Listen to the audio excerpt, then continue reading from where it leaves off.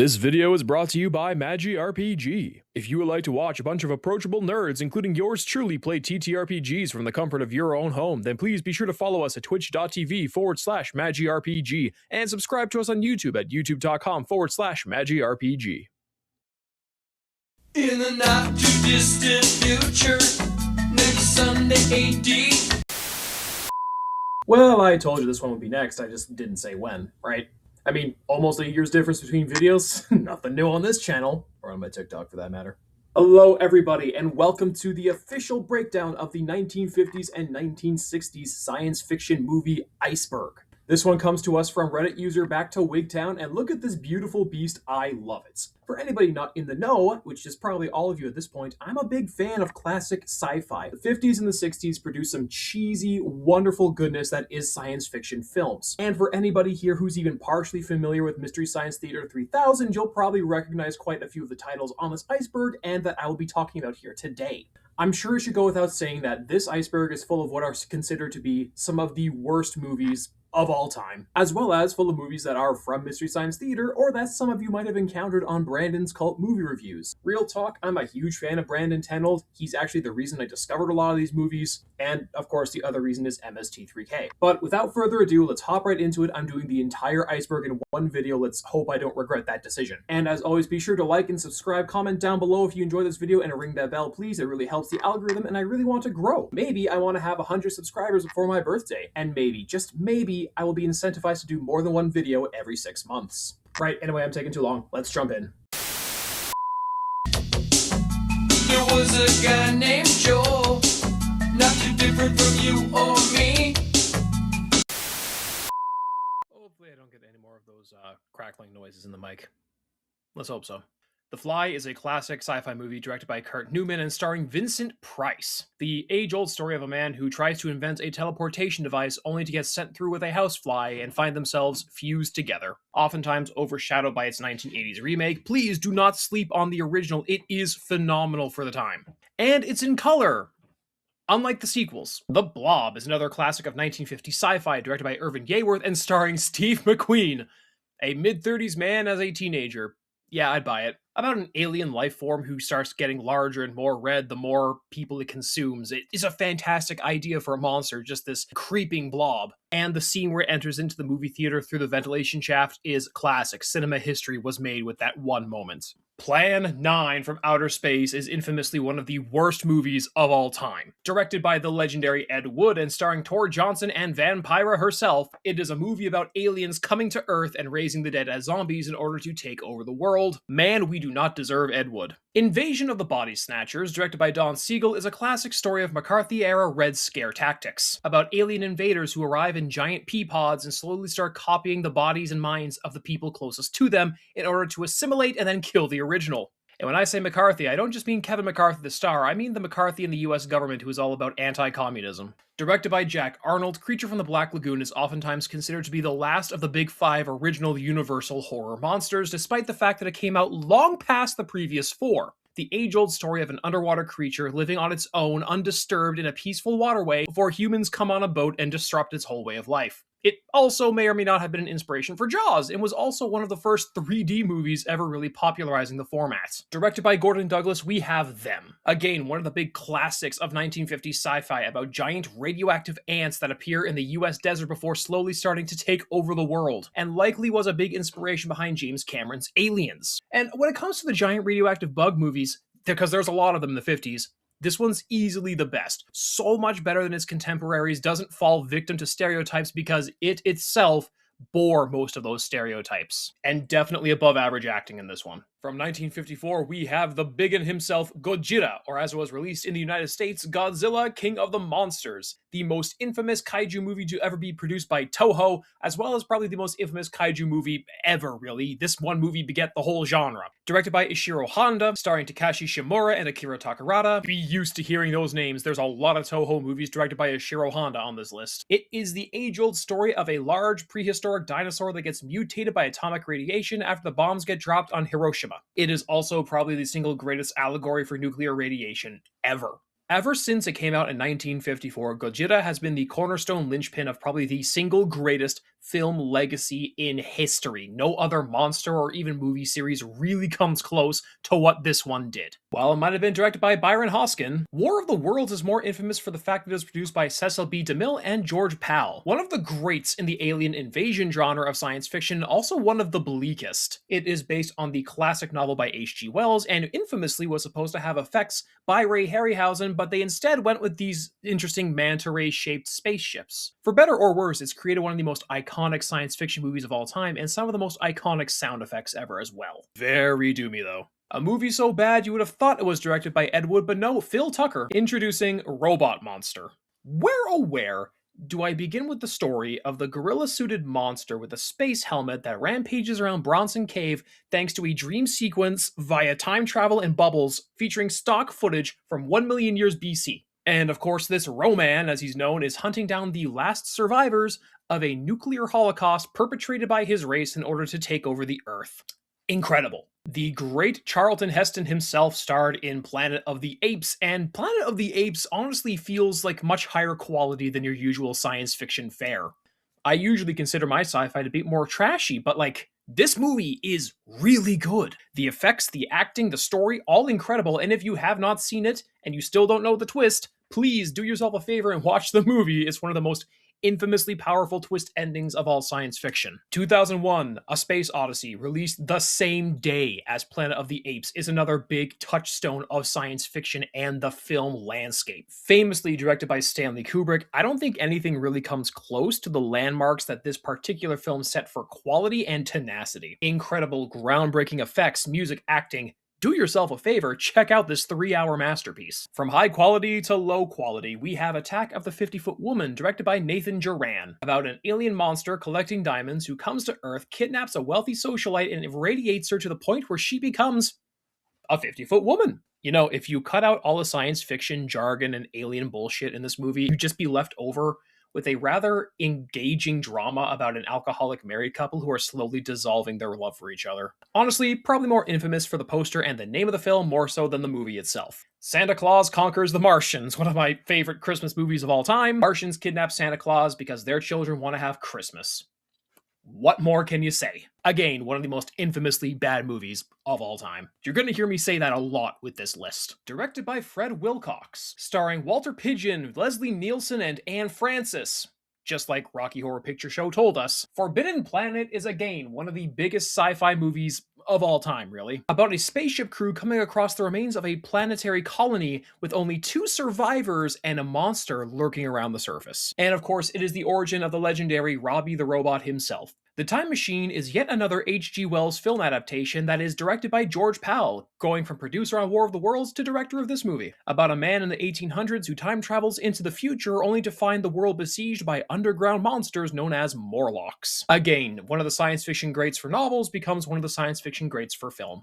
The Day the Earth Stood Still is, bar none, my favorite movie of all time. Directed by Robert Wise, starring Michael Rennie, this is a timeless science fiction masterpiece about an alien visitor who comes down to the planet Earth to save us from ourselves. It is a timeless message, one that gets better with age. Truly, this film ages like wine. King Kong vs. Godzilla is yet another Toho kaiju movie directed by Ishiro Honda, only this time he was helped by Tom Montgomery. It was an American and Japanese co-production based off of an idea that has been kicking around since Willis O'Brien made the original King Kong. It went through a lot of iterations and was originally supposed to be King Kong versus the Frankenstein's monster. I'll get into that later, but it's one of the original monster bashes, truly a goofy kaiju film. Directed by Richard Fleischer and starring Raquel Welch in one of the greatest bikinis ever set to film, Fantastic Voyage is about a crew of scientists who goes inside the human body. While often parodied, very few people have actually gone back to see the original, and that really is a shame. It's great science fiction. Once again, directed by Ishiro Honda, we have Mothra and Mothra vs. Godzilla. I'm going to have both of them on here at once. About a giant moth goddess kaiju who decides to protect humanity, again, from itself. And then in the sequel, she fights Godzilla. Mothra is just one of the biggest kaiju to ever come out of Toho as a company and is oftentimes regarded as one of the most popular kaiju of all time. Hell, she's one of my favorite kaiju. I love moths and I love Mothra. Every iteration of her is perfect. Peak monster design. The Nutty Professor, starring Jerry Lewis, is one of those sci-fi movies that most people remember for the remake more so than the original, which kind of sucks because this readaptation of Dr. Jekyll and Mr. Hyde is genuinely a funny, kooky sci-fi comedy. And a lot of that is owed to Jerry Lewis just being a weirdo. Lady! Destroy All Monsters, a Toho kaiju movie directed by, oh look at that, Ishiro Honda, and Jun Fukuda, don't forget him, was supposed to be the finale of the Godzilla series, the last Godzilla film ever made, which gathered all of the Toho kaiju monsters, except for the ones it didn't gather. About a group of aliens that come to Earth, take over the kaiju in order to destroy the planet. Wouldn't you know it, it doesn't work. Godzilla and his friends rally to save the day. And to round out this list, another adaptation of a classic sci-fi novel, this time directed by Henry Levin, we have Journey to the Center of the Earth. This time a Jules Verne novel instead of an H.G. Wells novel, it is again a classic story of scientists going down into, well, the center of the Earth, and encountering deadly monsters, deadly plants, deadly environments, basically everything deadly. Super far and away from what the reality of the center of the Earth is, but it's fantastic. Great sci-fi fantasy. I think this is a science fiction movie that steps more into the fantasy of it. We work at Gizmonic Institute, just another face in a red jumpsuit. My poor computer, it's chugging so bad, we're only on the second tier.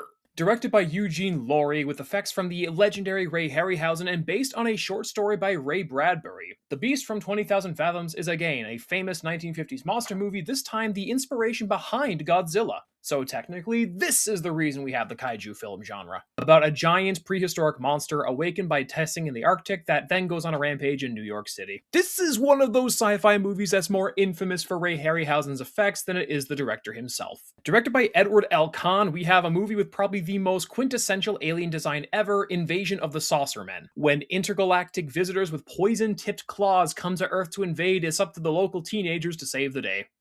As per usual. Starring Richard Corbett and directed by Jack Arnold, we have It Came from Outer Space, which is a movie, again, partially written by Ray Bradbury about an alien that crashes in the Arizona desert and besieges a small town. Again, you're going to see a lot of the same names between these movies. They have like the same 10 directors and 14 actors, maybe.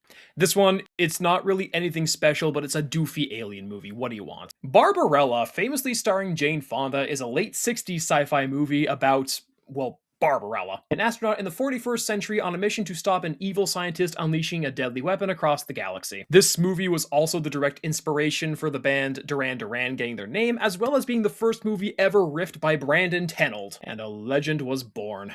Rodan is a Toho kaiju movie directed by, everyone say it with me now, Ishiro Honda. This time about a large pteranodon-style kaiju that gets awakened deep in a coal mine. However, it's not the only kaiju here. There's also large caterpillar monsters that go on a rampage, but then the pteranodon kaiju comes along and eats the caterpillars and goes on its own rampage with its mate. And the English dub also infamously has George Takei. The Giant Claw is one of the worst movie monsters of all time, and I think everybody knows it. But it's also one of the silliest, funniest monster movies of the 1950s, and we all kind of love it for that. About a giant radioactive space buzzard. Okay.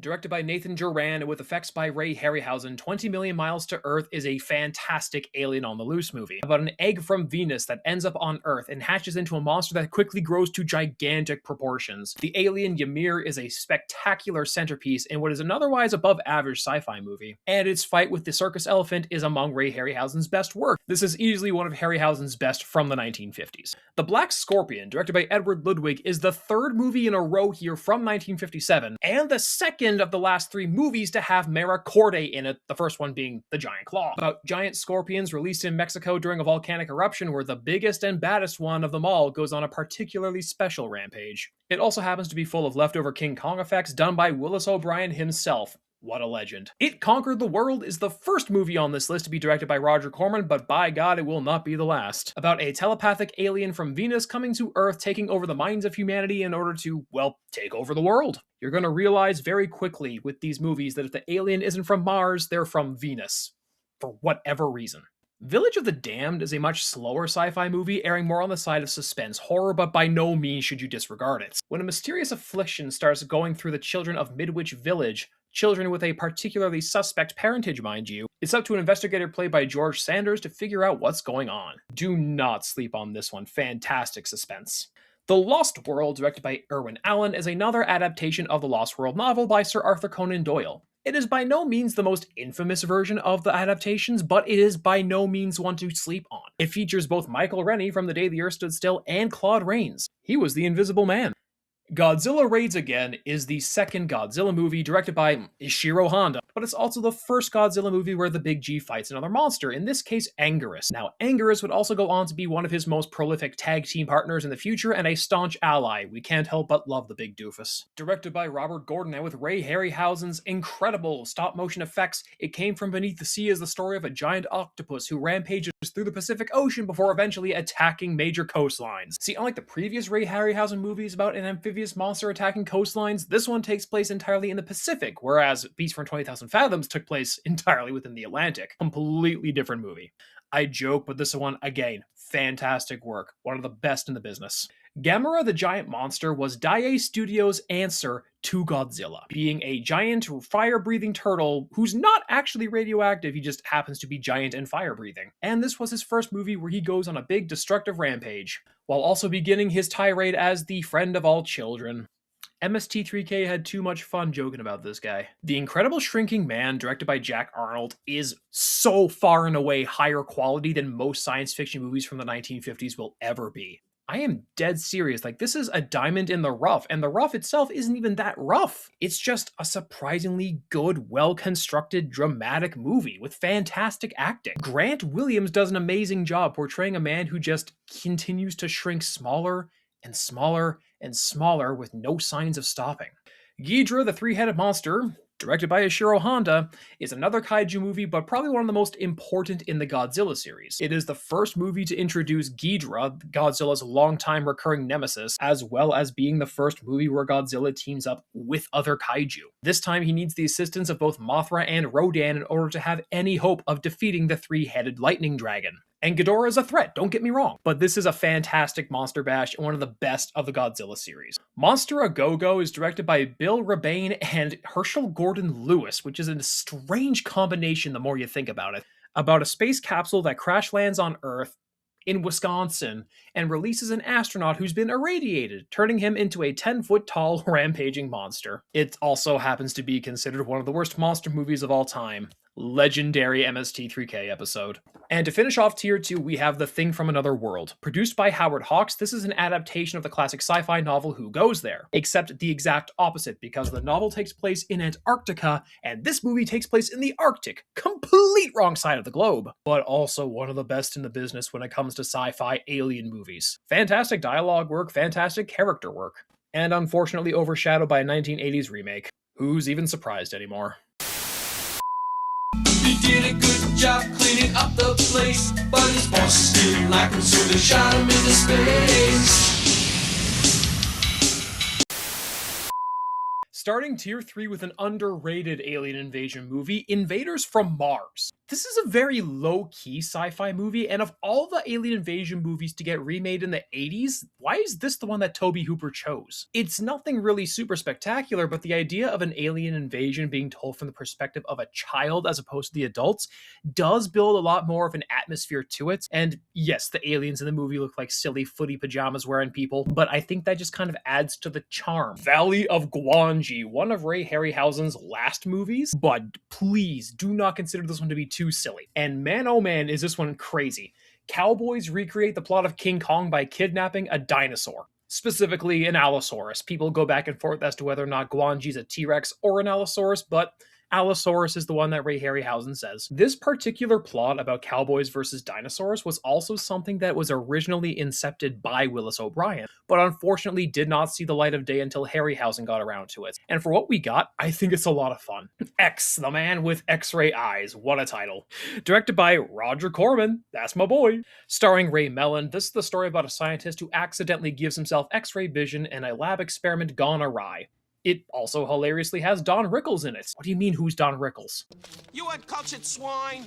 Directed by Edward Burns and starring Zsa Zsa Gabor, we have The Queen of Space, about a group of astronauts who are drawn to Venus under mysterious circumstances only to encounter the Queen of Space. Again, a weird plot, but it takes the whole women are from Venus a little too literally. And it's got Barbadero from the monster that challenged the world, but we'll get there. The giant Gila monster is exactly what it says on the tin. Directed by Roy Kellogg, it is about a giant Gila monster, and not even a radioactive one, it's just giant. And it's going on a rampage through a small, far out of the way community in Texas. It also, for whatever reason, has multiple song numbers. Could not tell you why.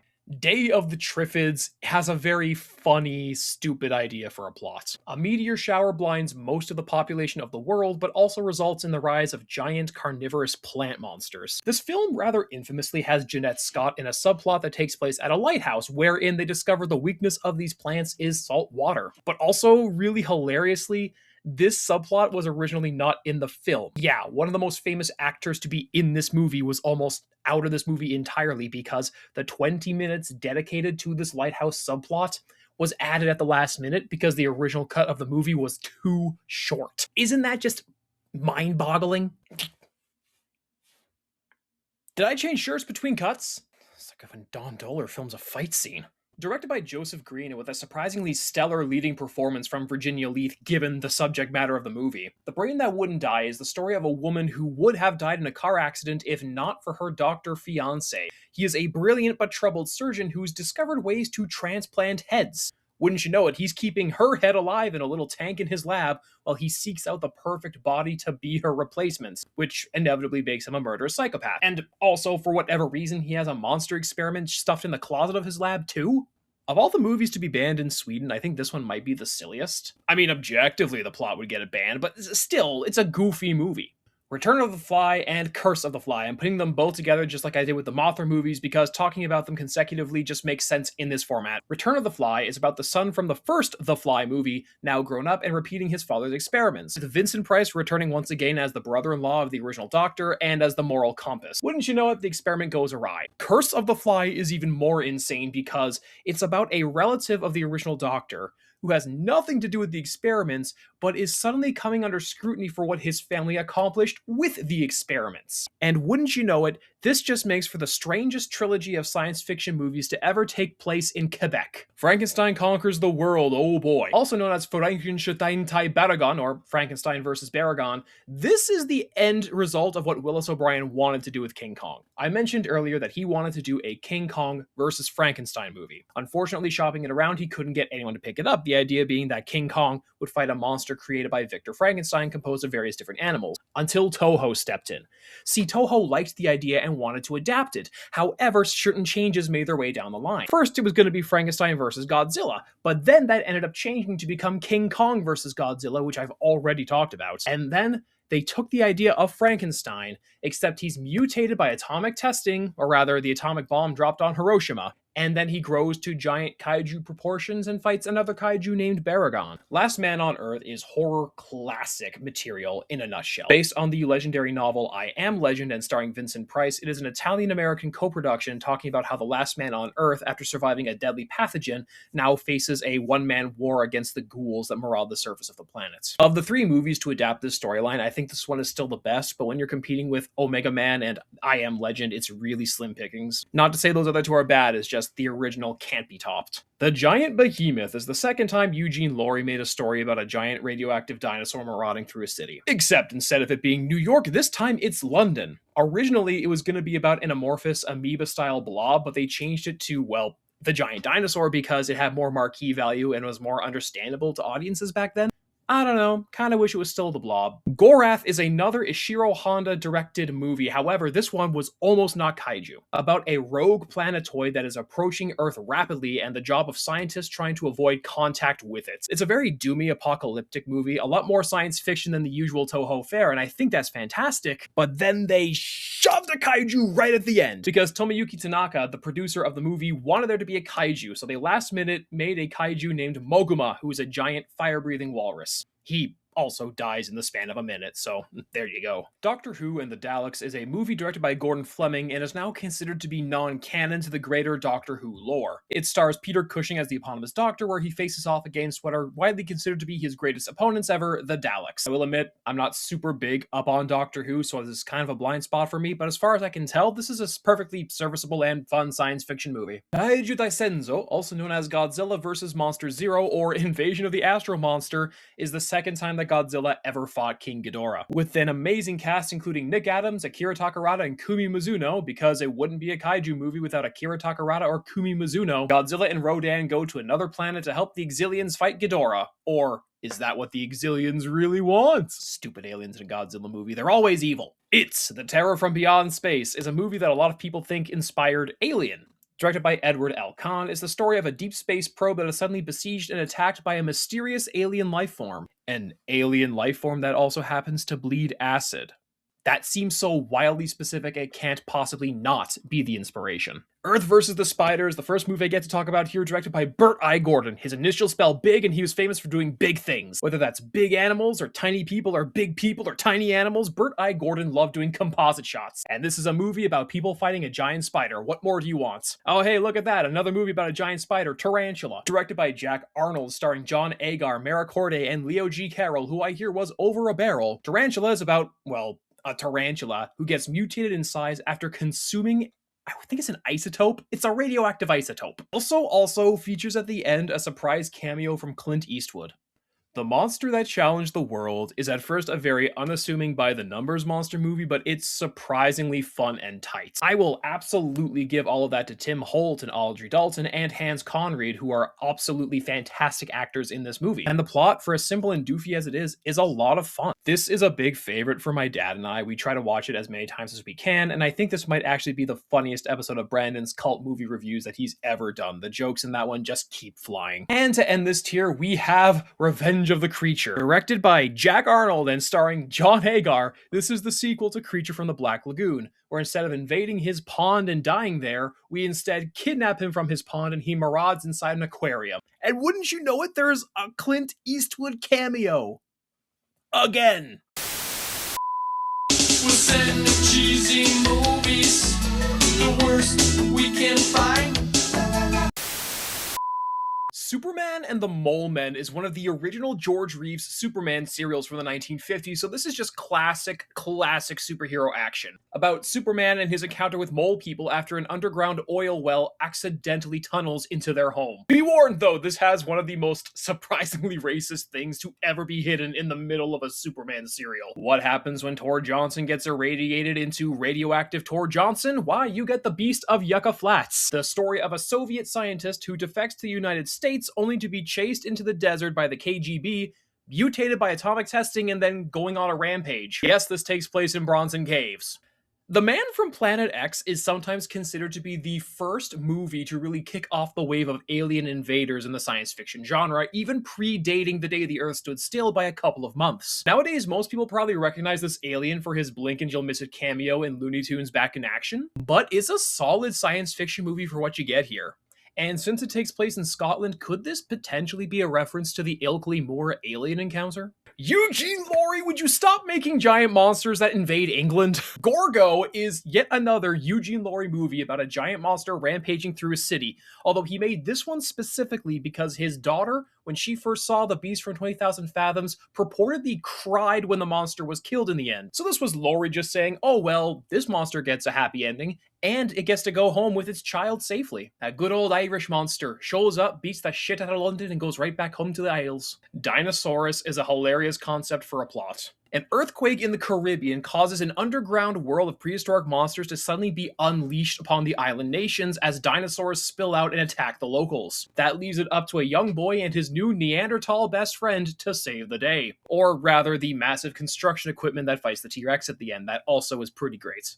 Three Stooges in Orbit is about the Three Stooges going to space. It's Larry, Curly, and Moe in zero gravity. I think that's like the simplest plot I've explained thus far of all these movies. But you know what? If you want to see them fight aliens with slapstick, this is the movie for you. And I love the Three Stooges, so this was kind of the movie for me. Attack of the Crab Monsters is yet another Roger Corman classic, if you want to call it that. While a lot of the budget of Corman's movies is generally speculated at, we know that this one came in at around $70,000, and boy does it look it. I thought Creature from Haunted Sea was a cheap movie. But this one is about giant telepathic crabs, so honestly, I think that makes it better than most of Corman's movies.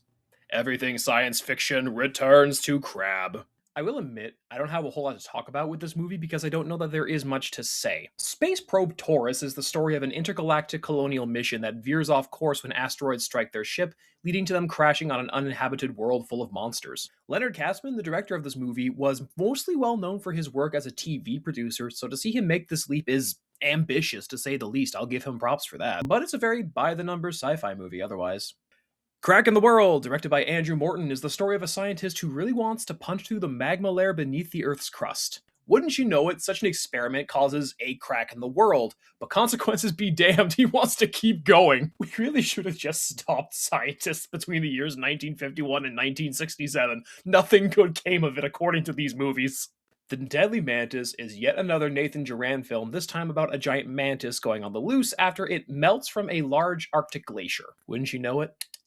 It's a peeping mantis. If you couldn't tell, this is my favorite episode of Mystery Science Theater. I think it has the most jokes that I just crack out loud laughing at. All hail the bomb, am I right? The Flesh Eaters is a surprisingly graphic movie for 1964. While still being in black and white, it's about flesh-eating organisms that are grown by Nazi scientists in saturated pools of still water. And wouldn't you know it, a group of castaways end up on the island where these creatures are being grown. Anytime they fall in the water, it could be instant death. And this is death with a surprisingly high gore budget. The 4D Man, also known by its alternate title of The Evil Force, that seems a bit bland, but okay, is directed by Irwin S. Yeworth Jr. What a name. About a man who gives himself the ability to walk through walls. Basic plot, but you know what? I will give them props for making a fun movie out of it. Especially because in order to maintain his power and continue to live, he has to drain the life force of victims that he grabs. Yes, there are scenes where he reaches through walls to grab people. It's amazing.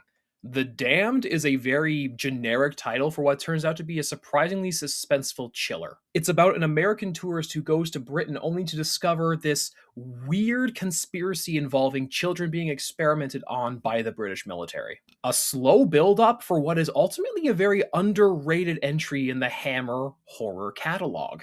The Hideous Sun Demon, I know more for the monster being used in still images from Cinemassacre's Monster Madness, and by God, I've been searching for this movie for so long, I finally know what it is. Otherwise known by the weird title of Blood on His Lips, this is the story of a man who becomes a reptilian monster when in contact with direct sunlight. If he's in the shade, normal guy. In the sun, reptile. Wow, what a twist. Frankenstein no Kaiju Sanda Taigaira, also known as War of the Gargantuas, is the sequel to Frankenstein Conquers the World.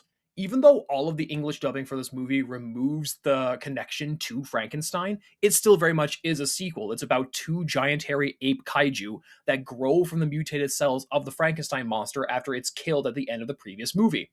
This one also has a very unenthusiastic Russ Tamblyn, which leads to some unintentionally hilarious dubbing moments.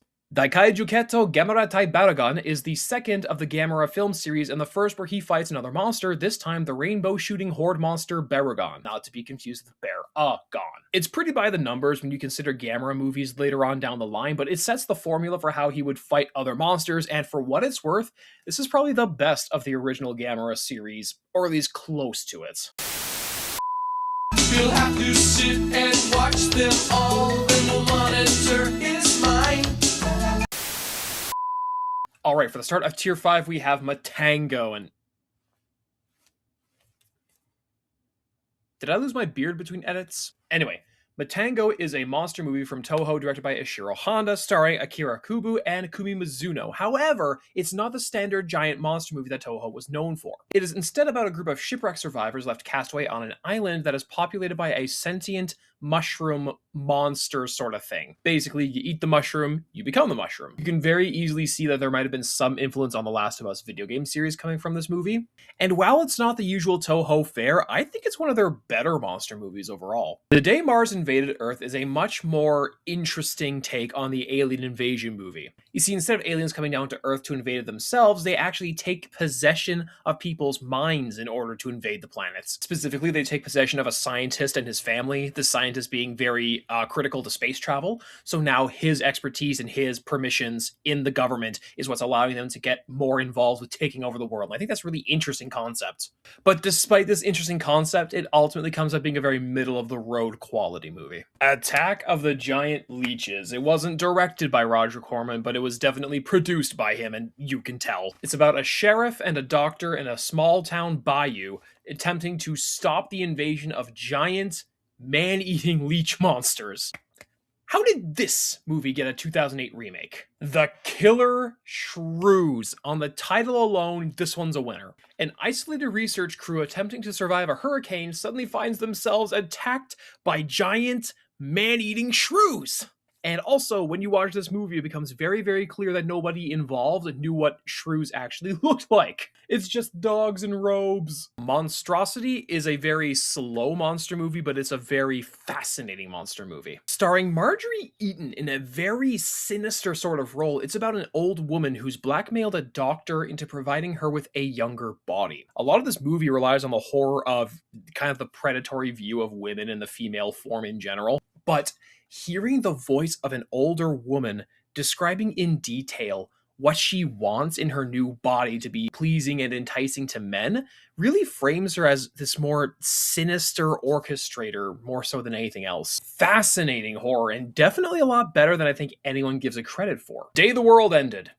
Not The Day the World Ended, just Day the World Ended. Directed by Roger Corman, it's about the survivors of a nuclear holocaust discovering this new Eden, this untouched green valley in the middle of the desert, run by a scientist and his daughter. And wouldn't you know it, there's a monster running around. It's also one of the funniest but also kind of coolest looking monsters from the 50s. It's a very weird down the middle design. Directed by Kenneth G. Crane, Monster from Green Hell is about giant radioactive wasps menacing explorers in Africa.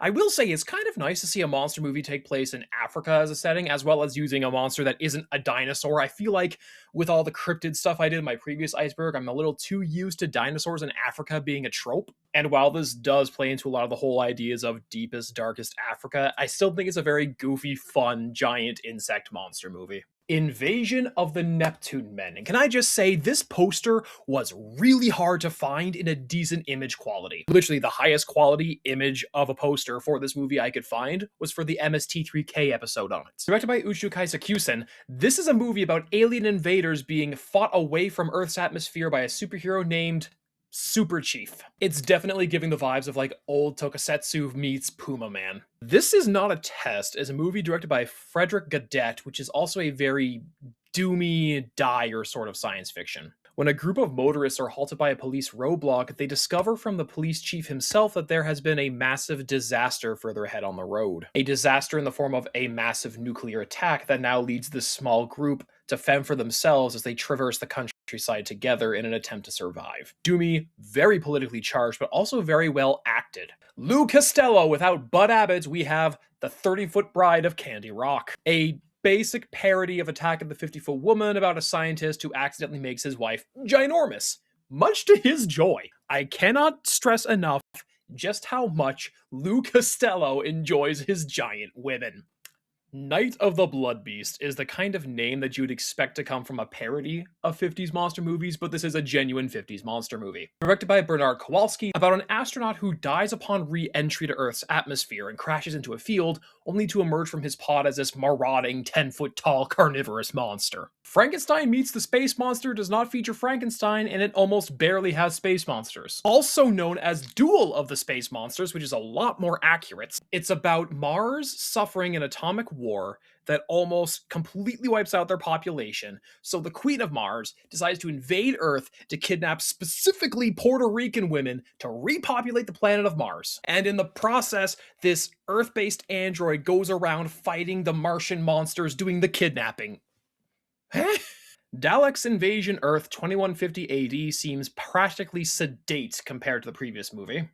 Directed by Gordon Fleming and starring Peter Cushing, this is the sequel to the previous Doctor Who movie that I talked about not too long ago. Basically, Cushing as the Doctor comes to Earth in the year 2150, finding it having been taken over, conquered entirely by the Daleks. Originally titled Nihu Soviets, Battle Beyond the Sun is a Russian science fiction movie. About time Russia got involved here. Initially just about a space race between the United States and Russia attempting to get to Mars and of course encountering aliens along the way, this movie's very interesting for its English redubbing. Specifically in that one of the associate producers of this English redubbing is Francis Ford Coppola. What a name to pull for this iceberg. Daikaiju Kuchusen Gamera Tai Gyausu is the third entry in the Gamera film series. It also happens to be the first movie where Gamera, the giant flying turtle, encounters Gyaos, the giant vampiric space pterodactyl who would go on to become basically Gamera's equivalent of Ghidorah. Now keep in mind, Joe can't control where the movies begin or end.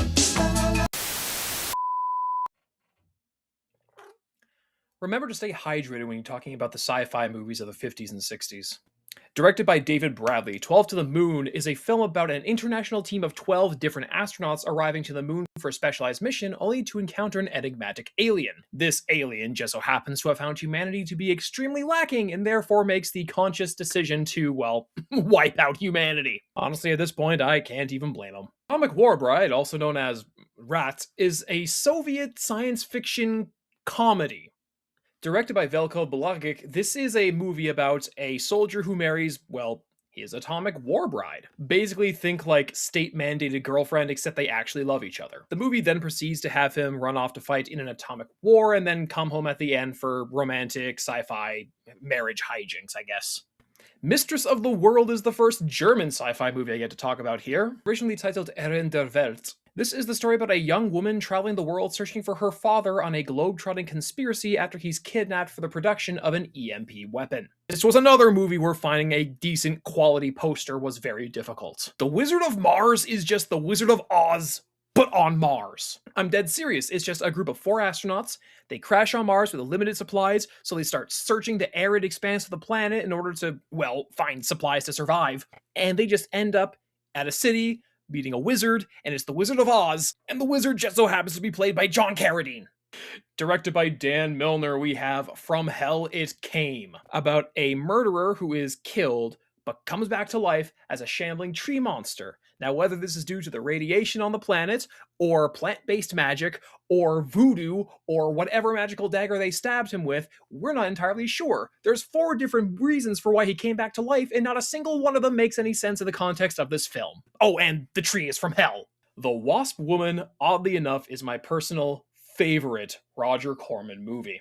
About a beauty mogul testing out new skincare products who ends up transforming into this vicious, violent wasp woman because one of the secret ingredients is a wasp-synthesized pheromone. I have to give it up for Susan Cabot, who really did get the shit kicked out of her filming the finale of this movie. Her teeth were broken, her nose was broken, her face was burned by acid. She was just straight up not having a good time over the last 20 minutes of this film. Teenagers from Outer Space, also known as the Gorgon Terror, okay, it's a film directed by Tom Grafe. It's about an alien who falls in love with a human woman, and therefore decides to save the human race from his own people who want to turn the surface of the world into a planet for breeding giant lobster monsters. He would have been a very popular man in Maine. Invasion of the Animal People, also known as Terror in the Midnight Sun, is the first time I've ever seen any movie take place in Laplandia, which is a portion of Scandinavia. Basically, aliens release this giant Sasquatch-style hairy monster man into the wilderness of Scandinavia. Shenanigans ensue. Directed by Ib Melchior, starring Gerald Moore, Nora Hayden, and Les Tremaine, The Angry Red Planet is notorious mostly for its use of cinemagic, which was a brand new technology wherein they tinted the film stock red to make it look like they were actually on Mars whenever they were on the surface of the planet. This movie is about a group of astronauts who managed to narrowly escape Mars and are recounting their tale of survival on a planet full of monsters. This film was also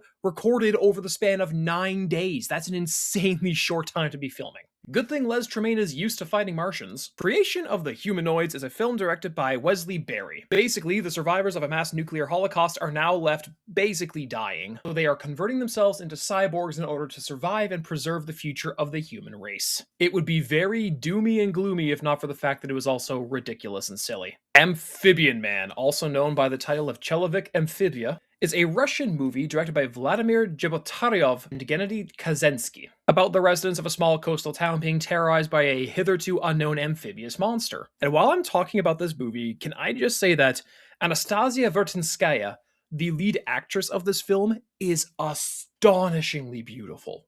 Oh, wow. Nude on the Moon is a movie directed by Doris Wishman, where astronauts discover that the surface of the moon is populated almost entirely by naked women. Somebody get me one ticket to the moon, please.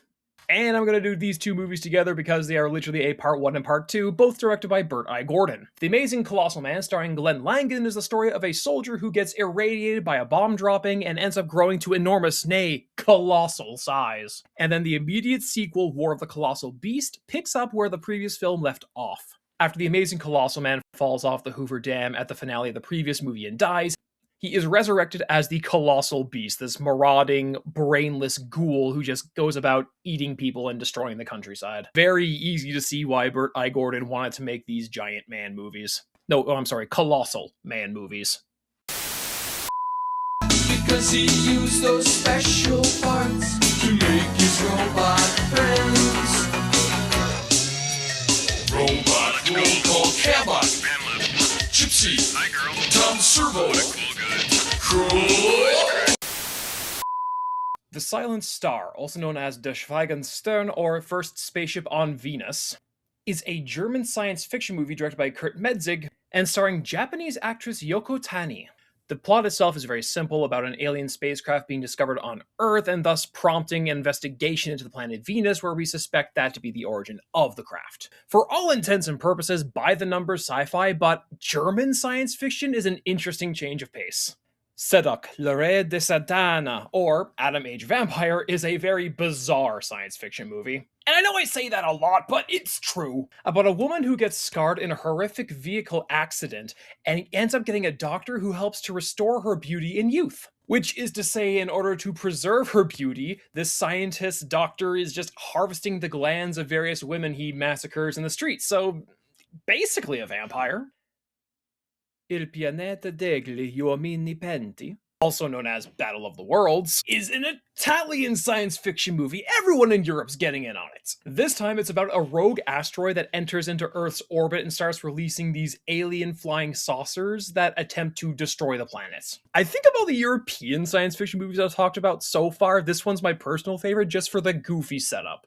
The Phantom Planet is directed by William Marshall. Starring Don Fredericks and Colleen Gray, it's about a deep space probe that lands on an asteroid only for the pilot on board to start shrinking. And not only that, he finds a microscopic world full of a tiny kingdom of teeny tiny people.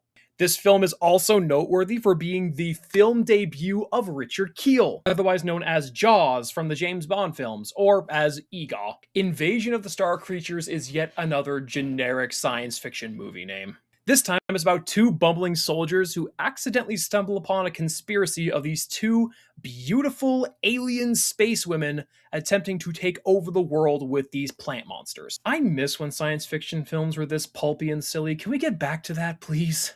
Directed by Pavel Klushantsev, Planeta Bur is a Soviet science fiction movie about cosmonauts who land on a planet populated by dinosaur-like aliens. This is yet another Russian science fiction movie that got redubbed into English and released with a multitude of titles. Most often you'll see it on those 50 movie packs as Voyage to the Prehistoric Planets. It was also used for Planet of the Prehistoric Women. And in both of those American dubbed movies you get Basil Rathbone. The original Soviet movie, though, is actually very entertaining. The Navy versus the Night Monsters. What another generic title. This time is about unusual tree specimens harvested from the Antarctic ice that then get brought north for further study, thaw out on a naval ship, and start wreaking havoc on the poor hapless sailors within. And wouldn't you know it, they're only active at night. Directed by Franklin Adrian and starring Michael Rennie, we have Cyborg 2087. This is about the humanity of the future sending a cyborg agent back in time in order to save the human race. And I gotta be completely blunt here. There is no way that this movie was not at least a partial inspiration for the Terminator. Zombies of the Stratosphere does not actually contain zombies as we know them. Directed by Fred C. Bannon and starring Judd Holdren, it is instead about alien invaders conspiring to use a massive nuclear bomb in order to knock Earth out of its celestial orbit and replace its occupancy in the solar system with their own planets. Phantom from 10,000 Leagues, getting a little less generic and just a little more derivative, is a movie directed by Dan Milner about a deep-sea monster coming to the surface and terrorizing a small beach town. Except this creature is not a naturally occurring creature, it was instead created by the radiation from atomic experiments. We are really homogenizing all of the sci-fi movie plots with this one here. And to round out Tier 7, we have Creature with the Atom Brain. Directed by Edward L. Kahn, this is a movie about an ex-Nazi scientist who uses radio-controlled zombies in order to push a mob boss into the height of American politics. Literally just trying to seize power in the United States with a gangster, like an old mafioso-style gangster. Nyeh. Richard Denning, you've done it again. You're wondering how he eats and breathes and other science facts. Then repeat to yourself, it's just a show. I should really just relax. Invasion is the most generic title of all of these movies, and yet somehow I think it might be one of the best sci-fi movies to come out of the 1960s. Directed by Alan Bridges and starring Yoko Tani, this is surprisingly underrated. It's about an alien who crash lands in a field near a small rural town, but upon being brought to a local hospital for medical treatment, a force field surrounds the entire building, and now it's this suspenseful science fiction mystery trying to find out what exactly is going on. Please go into this one blind. I'm begging you, it is fantastic. The Space Children was directed by Jack Arnold, not starring John Agar, but I don't think that was a missed opportunity. See, instead of it being about children from space, it's actually about the children of astronauts and space scientists. So they're still like space children, but these kids are having their minds hijacked by this alien brain monster who's crash landed on Earth and is trying to use them in order to take over space programs and launch rockets. And the whole crux of the plot is that it wants to sabotage this space launch, so it's trying to just make all of the rockets go haywire with their launches. It's a fascinating plot. Teenage Monster is still a generic title, but surprisingly fun. Jacques R. Marguet directs this movie about a young boy in the 1880s who absorbs the radiation of a meteorite. This resulting radiation turns him into a Sasquatch-type monster, and his mother locks him in the basement as she attempts to find him a cure or else take care of him. But wouldn't you know it, he goes on a rampage, as most teenage monsters would. Directed by Richard E. Cannata, Frankenstein's Daughter is a trip. About Dr. Frankenstein's modern-day, many times great-grandson attempting to recreate the experiments of his infamous ancestor. Wouldn't you know it, he does these experiments in Los Angeles, and also wouldn't you know it, he makes a female monster with a female brain. The reason being, he thinks it would be easier to control a woman. This whole movie is very sexist, like hilariously 1950s style sexist. The Manster, also called The Split, is you won't believe that it's not a Japanese movie when you look at this poster here, but it's not. Directed by George P. Breakston, it's about an American journalist stationed in Japan. He's supposed to interview a scientist, but the scientist instead injects him with a serum to turn him into this two-headed Manster. Fun fact, this movie is actually the direct inspiration for Ash Williams growing a second head in Army of Darkness, and it also seems to have a couple of plot similarities to Tusk, so... And now, to end off this entire iceberg, directed by Burt I. Gordon and starring John Agar, dammit. Otherwise known by the title of 6 Inches Tall, we have Attack of the Puppet People, about a mad scientist who captures people in order to shrink them down into teeny tiny, basically dolls. Literally, he's just obsessively, compulsively collecting people that he happens to like. Somehow, this specific combination of director, actor, and plot is the most fitting way to possibly end this iceberg. And there you have it, the 1950s and 60s sci-fi movie Iceberg completed. It should really go without saying that this is by no means an extensive look at the entirety of the genre for this era. There's a lot of big movies on this list, including ones that I particularly happen to love that didn't actually make the cut for this iceberg or this video. Stuff like Ega, The Green Slime, The Brain from Planet Arrows, Feeny Without a Face, King Dinosaur, Varen the Unbelievable, The Tingler, stuff like that. There are just so many doofy, goofy, fun sci-fi movies out there to watch and enjoy. And I hope that this video introduced you to a genre and a medium that you have not yet explored, or else maybe one that you are already exploring and just want to learn more about. Again, like I said at the beginning of this video, a lot of this came to me just by watching Mystery Science Theater 3000 and Brandon's Cult Movie Reviews. Both of those shows I highly recommend to anybody who's a fan of 50s and 60s sci-fi, or anybody just looking for some fun comedic ways to spend an afternoon. You can binge either series and have a lot of fun with it. And yes, this was also inspired by my personal love for science fiction double feature, the opening song of the Rocky Horror Picture Show. As always, be sure to like and subscribe, comment down below, ring that bell so you never miss an upload, and tell me what iceberg you'd like to see next. What is your favorite science fiction movie of the 1950s, or really anything else that you want to talk about? Please let me know. I would love to hear it. Anyways, that's all for now. Welcome to 2026. It's already a bit of a garbage fire, but hey, we'll make the best of it, right? Take care, guys. Love you all.